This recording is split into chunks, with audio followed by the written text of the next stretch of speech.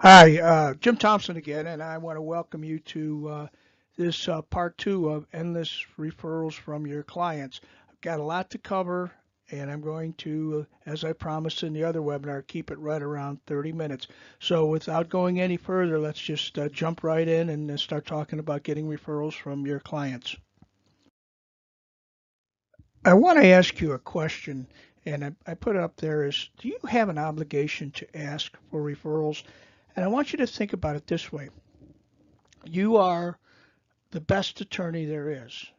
Your client loves you, thinks you're great. Do you have an obligation to then mention to that client that you do have an obligation because you're so good to ask him to help you spread the word on just how good you are? Now, I know this is a little self-serving and you may have to think about this a little bit, but if you are the best attorney out there, do you not have the obligation to let the rest of the world know just how good you are? Now, that's again a little far fetched about the rest of the world, but when you're talking to your client, talk to them in such a way that you do. You feel this obligation to help the rest of the friends, the relatives, the family that he has. And he can help you by referring these people to you when they need legal help. I want to talk to you about getting testimonials. And the reason testimonials are so important is they toot your horn. You know, it's hard for us to go out and toot our own horn, but if our clients go out and give you a testimonial, they in essence are tooting your horn to the rest of the world. For people who are looking on your website or wherever with regard to what testimonials are out there. And a client, sometimes it's very hard to get testimonials from clients. And I'm going to share with you a way that I believe you can get that testimonial. And it's simply this. Now, during the exit interview, you find out a lot about what that client thinks about you and your law firm and how you handle this case. So when you find somebody that really liked you and really had good things to say to you, you can say something like, "Well, Bill, you sound like we really did a good job for you. You really like what we did." And he's shaking his head in agreement. So you say, "Well, would you consider writing a testimonial for us so that other people will know the type of work that we do?" And of course, he's going to say, "Sure, I'll be glad to do it." Now, the problem is he walks out the door and he won't do it. Not because he doesn't want to, but life happens. He forgets about it. So about 2 weeks later, you call him up and you say, I was just checking, did you ever get around to writing that testimonial? And he goes, "Oh, gee, Jim, I'm really sorry. I totally forgot about it." And this is what you say then. "Well, would it help if I wrote something and then you can edit it, change it to whatever you want, but I'll just give you a rough draft, and then you can you know take a look at it, change it as I said, and then send it back to us." And in his mind, he's going, "Oh boy, this is great. I don't have to do any work." "Sure, that'll be great, Jim. I'd love to have you do that. So just send it on over." Now, this accomplishes two things. Number one, I know some of us have gotten testimonials before about things that we really didn't care about. Oh, he has a fun office. He has and that's not bad in and of itself, but you want the testimonials to really talk about your legal skills and how well you take care of their clients, and the type of responsiveness you have to phone calls and things like that. So what you can do is then write the testimonial along those lines, and then you send it over to your client. And the bottom line is, he looks at it. 99% of the time, he's going to send it back to you, just as you wrote it. And then you can put it up on your website or wherever you want to put it, and you've gotten the testimonial, and you've gotten the testimonial exactly saying exactly what you wanted it to say. I know you saw this come up, and you're probably thinking, "Yeah, I take my clients to lunch. Maybe I do, maybe I don't." But I want to share with you a different way to think about taking a client to lunch. And it's a way that you're going to endear yourself to your client, and you're going to meet a couple, two or three potentially new clients, and maybe more. So your client has a birthday coming up, or he's got some other event that that you want to celebrate. So you come up on the phone and you go, "Hey Tom, I know your birthday's coming up next week, and what I'd like to do is take you out for lunch. But I want to also do this. I would like to have you invite 2 or 3 of your best friends to come to lunch with you and celebrate your birthday." And the thinking in his mind goes, "Nobody's ever done that. Nobody's ever, especially my attorney's never done that." But yeah, and this usually is primarily for attorneys that work with business clients. But so you go to lunch, and he's got 2 or 3 of his, probably business associates that you are going to meet, and they are going to think very highly of you for what you're doing for their friend. And now they may not become clients. Maybe they already have attorneys, or maybe they're thinking about changing. You never know what's going to happen. Or maybe their attorney doesn't handle matters that you handle. But the bottom line is you're going to get to meet these 2 or 3 other people, and they are going to sing your praises. They'll probably go back to their own attorneys and say, "Do you know, we just went to lunch with one of Jim's clients, and he took his client to lunch and us to lunch, celebrating his birthday. What about you? How about you doing something like that?" They won't say that outright, but it's inferred. Bottom line is now you've met these folks, and again, they may not become clients, but they're certainly going to tell some of their associates and friends just what you did. And if you follow up on that, then you have an open door maybe to meet some of their clients or their associates, and you start getting more clients coming to you.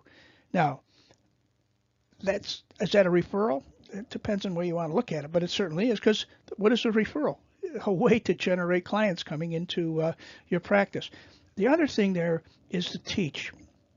And again, this is probably more from a business attorney standpoint, but the theory is this. You have a client, or more than one client, who's built their businesses, had done really well in building their business, and they've gotten a lot of their business by way of referrals.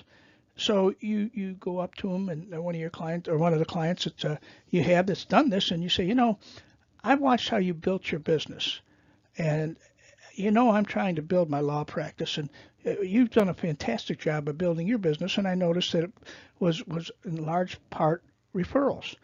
Would you mind if we sat down for lunch and you could tell me some of the things you've done as far as referrals and what you've been doing?" And I will tell you, you just stroked an ego, because people want to be wanted. And if somebody recognizes that they have something that they are very successful at, they want to share that with people. And you've just done that. You've asked him to share that knowledge. Now, the other thing is, as you're going along and talking and he's sharing some of his ideas, maybe a couple of the ideas that you have learned in this program and the other webinar, you might be able to share with this client. And so therefore now you've developed a relationship. Okay? And think about this. What is referrals all about? What are getting referrals all about? Building relationships. So people know, like, and trust you, and they want to send people to you. So you've just cemented that relationship with that client. I've put this business card up because I want to use this business card, and then I'm going to talk about business cards a little bit later in this webinar. But I want to talk about using this business card kind of with a twist. And it's simply this. You know, your clients want to know that they are special, obviously. So, when the timing is right and you develop this relationship with your client, you say, I want to give you my business card, and I want you to keep this in your wallet. Here's what I'm going to do. I'm going to put my private cell phone number on the back. So, if you run across a situation where a friend of yours or somebody needs an attorney, you'll have my private number to get in touch with me. So all of a sudden she thinks, boy, that's really nice. He's giving me my a private cell phone number or private phone number. So she's out with some friends, and she's talking to one of her friends, and she hears of a situation where she might be able to refer you. So she's talking to this fella, and she says, you've got a situation that I think my attorney can probably help you with. She's helped me a number of times. And so she goes in and she pulls out your card, right? And she goes, instead of just, like most people refer somebody, they give them a card, says, well, I only have this one card, but here's what I want to do. I have his private cell phone number on the back of this card, and I'm going to call him right now. And I'm going to see if he's in, and we'll talk, and I'll give you the phone if he's in, and if not, we'll see if we can set up an appointment. So she calls, and chances are I'm not there, right? And so she leaves a voicemail saying that she is with a friend of hers who has this particular problem that she thinks you might be able to help him with, and she's going to give him your cell phone number, and his phone number is such and such. Now, the other thing that's really great is if she calls you and you happen to pick up your cell phone and she mentions that she's with someone that is looking for an attorney and you fit the bill as far as being able to help, she can hand the cell phone to you. You talk with the individual for a little bit, you make an appointment, and you get him into the office. And what has that just done? This friend of hers, has just said, oh my gosh, this friend of mine must be really important for her attorney to give out his private cell phone number. And the fact that I got to talk to him right away, and he kind of assured me that things are going to be okay, and he's coming in the office tomorrow. What does that do for her? What does that do for you? And what does it do for him? Everybody wins in this situation, and it is a great way to get a new referral. And think about this. This fella comes in, he sees you, and you help him. And guess what? He's going to tell his friends how great you were and how he came to come into your office and how he came to know you so you could help him. And, it's fine. One word of caution, though. You don't give your card with your cell phone out to just anybody. This has to be that special client that you know will not abuse it, or you'll be getting phone calls from a bunch of different people. But this is a great way to, spread the word. In the previous webinar, we talked about going back and reestablishing your connections with your past clients and even with some of your current clients who you may not see that often. So once you've done that and you've reestablished those relationships, now where are you going to find new clients? And that's what we're going to talk about next. So now that you've exhausted basically your supply of clients and you've got to go out and get new clients, here's one of the things you're going to have to do, and I know lawyers hate this, but it's networking. You're going to have to get out and actually meet people. But I want to give you a little twist on networking, and I could probably do a whole hour program talking about the ways to network and things of that nature. But I want you to think in terms of networking with groups that you want to network with. In other words, you're going to have to do a little research to figure out, where do I want to go and network with people that could be potential clients. And this is going to take some time. But, it's like if you are a real estate lawyer, right? You may want to go to a networking event where there are mortgage bankers or other bankers, that type of thing. But you don't go to networking events just where there's going to be a bunch of people in general. Pick the networking events you want to go to very carefully. If you don't know which networking events to go to, ask maybe some of your fellow lawyers. They may have an idea where you can go. If you've never networked before, it's difficult to start. And again, I could do a whole hour program on networking. Obviously, I don't have time to do that. But I want you to start thinking of, okay, where can I go to meet the type of clients or the type of people that I want to become or have become my clients. And along those lines of finding a group to network with or groups, surround yourself with people that have the same goals, the same mission that you do. I mean, and I'm also thinking in terms of social groups, of cultural groups, of civic groups, volunteer groups. Find yourself a couple of groups that you can surround yourself with. You can go to their networking events, get to meet people, not from the standpoint of you want to meet people to give you business, but you want to meet people so that you can get to know them and they can get to know you and you develop that relationship. And that's simply what I mean by surrounding yourself with people who are on the same mission as you are.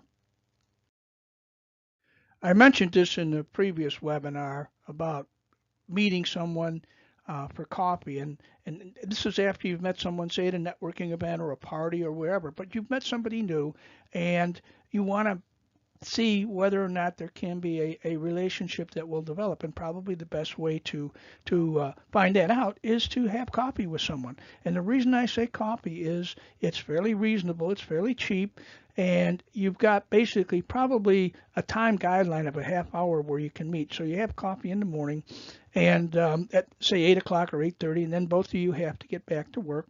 And so you may find you really like this person. You continue the relationship going forward. If you don't like the person, it's an easy way to say, well, got to go to the office. It was really pleasant talking to you, et cetera, et cetera. And maybe that person's feeling the same way about you. But the bottom line is you have now started to develop a relationship. And that is what you really want to be doing. And of course, after the follow up is the important thing here. There's two times you have to follow up. Once after you meet someone, say at a networking event or a bar association event or anything that you want to reconnect, you have to follow up. Now, I've already got you on the path of following up by setting a coffee date right away. But if you can't set up something right away, say a coffee date the next couple of days, there's other ways to follow up. But if you want to develop those relationships, you have to follow up. Basically, what I was just talking about is the follow up. Once you meet someone, you have to follow up with that person. And as I mentioned in the previous webinar, there are two times that you need to think about following up with someone. And that's when you first meet him at, any type of an event and you want to develop that relationship. And then we're going to talk about the second and probably the most important time to follow up in just a minute. If you are just starting out, you just hung up your shingle and you don't have any clients and you need to get clients, obviously you got to do probably a lot of networking. But the other thing that you can do is let people know you are a lawyer. I know that sounds like, well, that's a no-brainer, but think about this. Let your high school buddies, if you live in the area, let your high school buddies know that you're a lawyer. Let your college classmates know that you're a lawyer. Keep in touch with the lawyers in your class who may have gone to work for big law firms or started their own firms or whatever, but stay in touch with them. Let them know what you are doing. Let your parents be your PR people. Obviously, they probably footed a pretty good portion of your education. Let them know how they can help you. And one of the ways they can help you is to have them let their friends and other relatives know that you are now practicing law and you set up an office wherever it is and that type of thing. The only bad part about relatives, sometimes you'll learn this, I'm sure, fairly quickly, as many of us have, is relatives will think that, okay, we don't have to pay us for our advice. They can just come to us and, because they're our relatives, et cetera, et cetera. That's a trap you can get into, and you got to be very careful about that. But again, let these people know that you are a lawyer. I want to go back to this business card because, again, I want you to carry a supply of business cards that you can hand out to anyone you meet who might be interested in getting to know you better. Now, this is obviously a very, very old business card, but I want to point out, even back then, someone put their picture on their business card, and it's really important that you have it, especially if you're out networking or net weaving, and it helps when somebody sees your business card, but then there's a picture attached to it. One thing that they didn't put on this card, and obviously everybody pretty much has all their information, how to get in contact with you and all the other things, but please, please, please make the writing, your phone number, your address, very legible, especially for us old folks who really have a hard time seeing that really, really small cursive address and fancy phone number and all that. Just do it really plain. Make it so that probably the oldest person you're going to give it to can read it without pulling out their glasses, that is. But maybe they'll have to pull them out anyway. But the bottom line is, don't get fancy with your business cards. Be straightforward. Don't be cutesy, but be straightforward. But think about, if you haven't done it, putting a picture on your business card. And the other thing you'll notice that he put on his business card what he does, pension and claim attorney. Obviously that's in the old days what they used to probably call them. But, on the back of your card, use the back of your business card. I see so many attorneys that have a nice business card, but there's nothing on the back. Put something on the back, what you do or whatever. Again, think outside the box without being cutesy.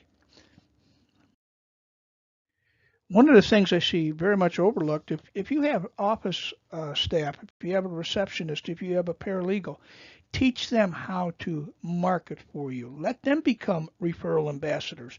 And basically, what you're going to have to teach them is how they can talk about you and what you do. If they're at a party, say, and somebody asks them, well, where do you work? I work for John Smith Lawyer. Yeah. No, let them know that let staff know that they can say they work for John Smith, who is a personal injury lawyer. He helps people that have been involved in car accidents or other types of accidents recover payments. But train them, let them know how to sell you. And it's pretty easy to when you bring the staff on board and let them know that, hey, this is a team. We're in this together. I'm out working, you're out working, but we also have to work together, because if I don't bring in clients and you don't help me bring in clients, then we're all out of business. So I'm a little harsh with that approach, but think about it. The staff that you have should have their own business cards. Let them have a business cards that says Susie Smith, law offices of Jim Thompson, and paralegal. Or let her have her own business card. She's going to feel a very strong bond to you and your law firm. If you don't have office staff right now, well, okay, fine. But remember, when you do hire that first secretary, make sure you think about training her. We all know that you can't pay referral fees to a non-attorney. You can't pay any kind of a referral fee to a client that sends you business. However, this does not mean that you cannot show your appreciation for the referrals that they give you. And I'm going to share with you some ways that you might be able to do this that will not violate any ethical standards. Here are some ways that you can reward, if you will, your clients for referring um, clients to you. One of the best ones that I like is just a simple sending a lottery ticket. When that client first refers you, and you send them a little card that says, thanks for the referral. By the way, I've enclosed a lottery ticket or two, or whatever you want to do, and say, I hope you win, and if you do, take me to lunch. Obviously, that doesn't violate any ethical standards. Referrals. Um, de- Depending on the type of business that your client might be in, and assume he's in business, uh, say he's a plumber or a mechanic, an automobile mechanic. There's nothing that prevents you from referring people to him, because he has taken the time to refer people to you, and obviously you've gotten to know him. You think he's a good plumber, you think he's a good auto mechanic. When the situation arises, you take the chance, or yeah, not the chance, but the opportunity to refer clients to your client. Contributions. One of the things I've seen done, and actually I've had a couple of attorneys I've done this with. Uh, I said, Jim, can I pay you a referral fee for what you've done? And I go, no, I really don't want any referral fee. But what I would like you to do, if you feel comfortable, is I have a couple of not charities, a couple of groups that I support. One is a veterans group, and there's another group that I work with. And if you feel like making a contribution to them, I will give you the information, and you can make a contribution to them, and that would be much appreciated by them, obviously, and by me. Gifts. Now, I'm not talking about large gifts. I'm talking about, let's say you know your client is really likes reading, and you understand, and you've gotten to know him, and you understand what kind of books he likes to read. Send him a book, or send him a CD, or something just very small, but you're just acknowledging him. Uh, if you like, maybe you could, maybe he likes the theater, so maybe you could buy a couple of tickets to a theater. But if you did something like that, I would send the tickets to the spouse. And the reason for that is the spouse gets the tickets. I thank you, I hope you enjoy such and such play. And she calls up her spouse and says, you won't believe what your attorney just did for us. Sent us two tickets to go see whatever play it happens to be. And the spouse really then is a good PR person for you. Uh, and maybe the simplest of all is just a simple thank you. So many people get a referral, and they never turn around and thank that person for the referral. And it is so important to just acknowledge it. It could be, don't even, I wouldn't send an email referral or thank you. That's not a good way to do it. Pick up the phone and just say thank you, or sit down and write a nice little handwritten thank you note. Thank you for the referral. I really appreciate it. And just something simple like that. Think outside the box. You don't have to make it big. Clients, I really don't. I don't think most clients expect you to give them anything for giving you a referral. But if you appreciate the referral and you show them your appreciation, they're gonna keep on referring to you. Well, you've worked really hard with your clients to get referrals, and you've done everything we've talked about, and you get that first referral from a client. What should you do? That is, if you want more referrals from that client. And we're going to go through what I think is probably the most important thing you can do with regard to referrals. This slide pretty much says it all. The fortune is in the follow-up. If you want more referrals, you're going to have to follow up. And there is a definite system that you can put into place every time you get a referral with regard to following up with that particular client that gave you the referral. And I'm going to share that system with you. It's not that complicated. It's not that detailed, but it's a system that works. And I hope actually you'll write this down and put it somewhere where every time you get a referral, you can kind of check off the things that you did with regard to that particular referral. The first thing you need to do is to contact that referral as soon as possible. Now, I've got 24 hours up there. Actually, you should contact that referral almost as soon as you get it. And I'll tell you why. There's two reasons. Number one, that person's probably looking for another attorney. And if you don't jump on it, there might be some other attorney that gets the work, and you could find out that you just lost a big case. So as soon as you get that referral, you need to think about jumping on it. Also, it shows your client just how quickly you respond to somebody who he has referred to you. Now, I would call the referral source, or not the referral source, but the referral. And then after you call the referral, I would then call the client that referred you and thank him for the referral. And by the way, I talked to the person you referred, and they're coming in the office tomorrow or the next day or whatever. Now, the other thing that could happen is you try to contact the person that was referred, and you don't get him, and then 3 hours later you try again, and maybe the next day you try.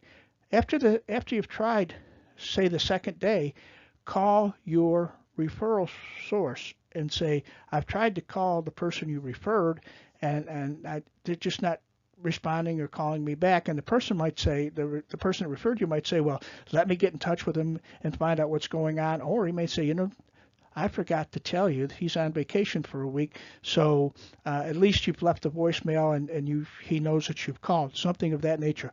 But it is crucial in the first, I want to say 10 minutes to try and make that contact. But at the latest, at the absolute latest, 24 hours the next day, just depending on the time you get the referral. But just keep that in mind. As quick as you can get to that referred person, you need to do it. Now I put this up here that you need to send a thank you for the referral. And it may seem like it should be a given, but many attorneys that I know simply do not thank people for the referrals they get. And quite frankly, they may not get any more referrals because they didn't take the time to even thank someone for the referral they sent. But when you thank the person for the referral, this is kind of crucial too, and it depends on a number of different things. And of course, you've called, as I said before, and you've called the referral source and said, thank you for the referral. I've talked to John and he's coming in tomorrow, or whatever the case may be. But after that person comes into your office, you need to send a thank you card. And it needs to be a handwritten card that says, thank you for the referral. John came into the office today, and I think we're going to have a very successful relationship, and I really appreciate the referral. Or words to that effect. You can write whatever you want, but then you send that to the person, obviously. with maybe the lottery ticket in there. Depending on what you think might develop with regard to this referral, you might send it something else. Maybe you send theater tickets or whatever, or maybe you hold off for a little while to see how the referral or the case is going to go or what. But initially, send a handwritten thank you note and use the lottery ticket. It's a great way to let the client who referred you know you're thinking of them, and it was a cute way. Nobody's ever done that probably before, and they're going to really remember what you did.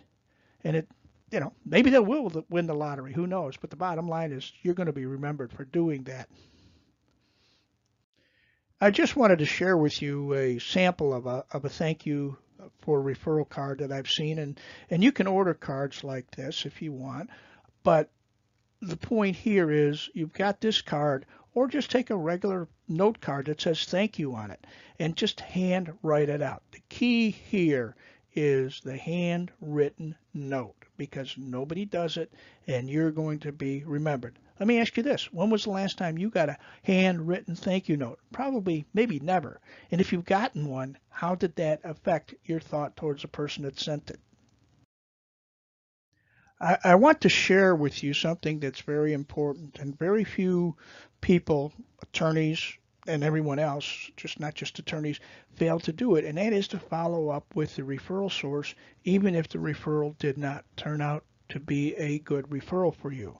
And there's a couple of reasons for this. And again, it lets the referral source know that the person came into your office and for whatever reason, that you're not going to be able to work together. You don't have to say why, or depending on your relationship with the client, you can let them know that so and so came into the office and it's not something that we could help him with, and so that referral source then knows. But there's another more important reason, and this happens sometimes when there's a client out there that's sending you 3 or 4 referrals and none of them seem to ever work out. And the problem there is you have not educated the client as to the type of referral that is what you're looking for. So you need to set up a lunch or whatever with that client, sit down with them and say, we really appreciate the referrals you sent us, but let me share with you the type of referrals that really work for us. And that client hopefully will understand and then be looking for the type of referrals that you want.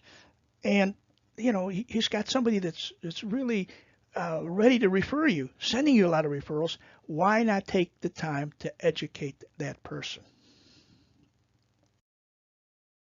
I am sure that you have heard at one point that the fortune is in the follow-up, and that is exactly what you must do. If you don't follow up, there's really no reason to go to networking events or getting to know other lawyers or getting to know your clients better, because if you're not following up with them, you're really wasting your time. And there's 2 specific times that you need to consider following up. Along with getting referrals, what you need to be doing is tracking where those referrals are coming from. You need to track who is giving you the referrals. And the reason for this is really simple. You want to be in a position to know who your clients are that are really understanding the referral process and who is giving you the referrals that you've educated. Now, the other thing is, if you've taken the time to educate some of your clients and they don't seem to be giving you referrals that you think you should be getting, you need to go and contact them, sit down with them, and see what, if any, the problem is. And maybe they just don't feel comfortable giving referrals, or maybe they don't understand what you've told them, a number of different reasons. But if you're tracking the referrals, you know who's giving them to you and obviously who's not. There's one other important reason for this. If you were getting referrals, say, from Bill, and he was referring you 2, 3, 4 clients a month for 3 or 4 months, right? And all of a sudden you stop getting referrals from Bill. Well, you need to know that so that you can go, well, wait a minute, why did he automatically stop giving me referrals? And you need to call them up on the phone and say, I've noticed we haven't gotten any referrals from you. Can we just sit down and have lunch and talk about that? Or he may tell you right off the bat why you haven't. And the reason might be that he's referred somebody to you, and out of all the referrals that you've gotten from him and all the good work you've done for the referrals that he sent you, there's one referred person that complains about the services you provided. And you know, you need to set the record straight, if you will, and sit down with him and say, well, tell me what the reason is, and he's probably going to tell you this. I sent you Susie Q, and she gave me a terrible review of what you did for her and everything. And I go, well, what did she say I did? Blah blah blah. And then you say, well, let me tell you my side of the story and what took place. And now you hopefully will repair this relationship. And if it's only one referral that really didn't work out well, hopefully he's going to understand, well, maybe it was the person he referred, not you, and you can bring him back into the fold. But either way, you need to know this. I want to change your mindset a little bit, or we'll get you to thinking about something. What is the value of one new client? Now, I didn't go into any specifics because every practice is different. A bankruptcy attorney, it might be worth $2,000. A trust and estate planning attorney might be $2,500. A personal injury case, it could be, millions. But you know the value of what a client is worth to your practice. Think about if you start getting referrals and you got one new client a month by way of referral, how much would that add to your bottom line? Then double that, or maybe one a month for 12 months. How much would that add to your bottom line? What if you got one or two new clients a month? You got to start thinking about these things because this is the only way you're going to build your practice. And so, how is it that you are going to build your practice? And I hope that we've given you a taste, if you will. There's a lot more that I want to share with you, and we'll talk about that later. But I hope this has given you a taste of how beneficial referrals and a plan to get referrals can be to your practice. I want to leave you with this one thought, and that is to start thinking about what is the value of one new client. If you got one new client a month or one new client every 2 months, and by this I mean each practice is different. I mean, a bankruptcy attorney may charge $2,500 for a bankruptcy. A trust attorney may charge $2,000, whatever the case may be. But I want you to say, wait a minute, if I got one new client, say at $2,500 a month, what would that do to my bottom line? Now, if I could get two new clients or three new clients by way of referral, think of what that would be doing for your practice. And then at the end of the year, at the end of 12 months, where are you now versus where were you before you were getting these clients? And this is very important. A lot of attorneys, they don't think of it in terms of if I get one new client this month, this is what it adds to my bottom line. If I get two, this is what it adds. And the best way, like I've said all along, to get these new clients is by way of referral. I want to thank you for attending these last two webinars on how to get an endless supply of referrals from your clients, and I hope that you have found value in some of the things that I've shared with you. One of the things I want to stress, though, is I've given you a lot of information and a lot of different things that you can be doing, and I don't want you to feel like, well, you're overwhelmed with all these things. What I would suggest is just pick out one or two things that you've heard and possibly start implementing these. And you can't do it all at once. And this is a process. It's not going to start overnight, but it's a process. But one of the things that I've talked to attorneys about as far as one of the best ways to get going is to become the family lawyer, because you've already developed that relationship with some of your clients, and you can sit down with them and let them know that you do want to become their family lawyer. And then if you want to try one or two of the other things, that's great. The other thing I would like to share with you, if you have any questions, I would certainly send me an email. I'd be glad to take a look at them and answer them as best I can. The other thing is, if you have any suggestions for these webinars or things you'd like to hear, or just suggestions on the way you may have operated as far as getting referrals, I would be glad to take a look at those and share those, because some of the best ideas I've come up with have been where clients have shared things with me. So again, I want to thank you for attending and listening to the last two webinars. And again, I look forward to talking to you soon.